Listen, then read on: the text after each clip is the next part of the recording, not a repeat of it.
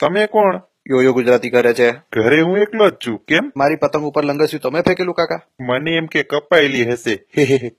તમને ત્રણેયને અમદાવાદ દોરો ઘસાવા મોકલાતા, 2 પૈસા કમાવા મોકલાતા અને ચાઇનીઝ દોરો લઈને પાછા આવી ગયા. આ ચાઇનીઝ દોરાથી તમારી પાસે આખા ગામના ગાદલા ના સીવડાવ્યા તો મારું નામ વાલીઓ વાંઢો નહીં. અને તમે જે પતંગ લૂંટીને આવ્યા છો એનો ભંગાર વાળો 10 રૂપિયા નહીં આપે.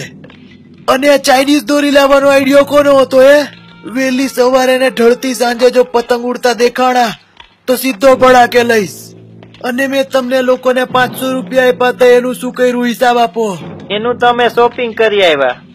નવરી જાતના શું લીધું કોઈ કેસે? હવે કચરિયું ને ચીકી. મારા બેટા ગઈ ફેરી એક કોડીમાં 40 પતંગ વેચી આવ્યા હતા અને આ ફેરી ચાઇનીઝ દોરો લઈને પાછા આવી ગયા.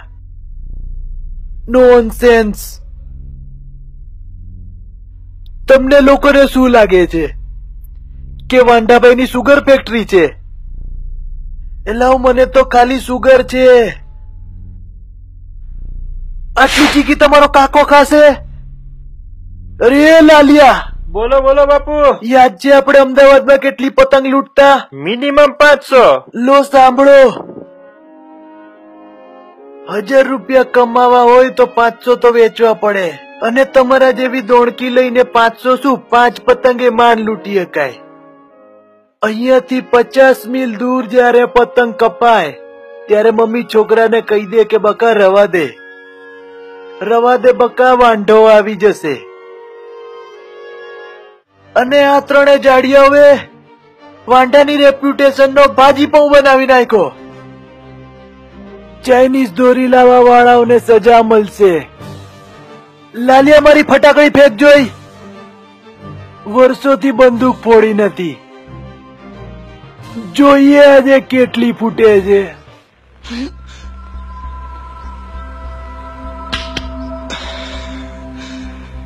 ઘણા દિવસથી નહીં ફોડી ને એટલે.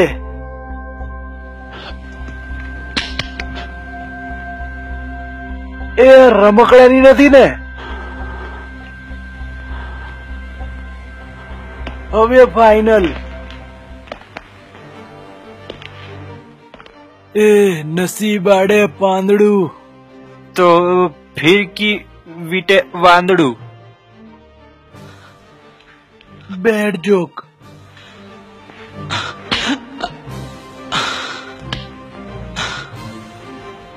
લે પોપટ થઈ ગયો લ્યા.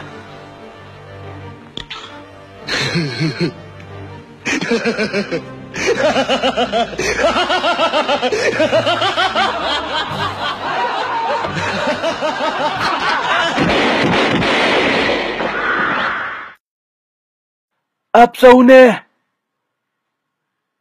હેપી ઉત્તરાયણ.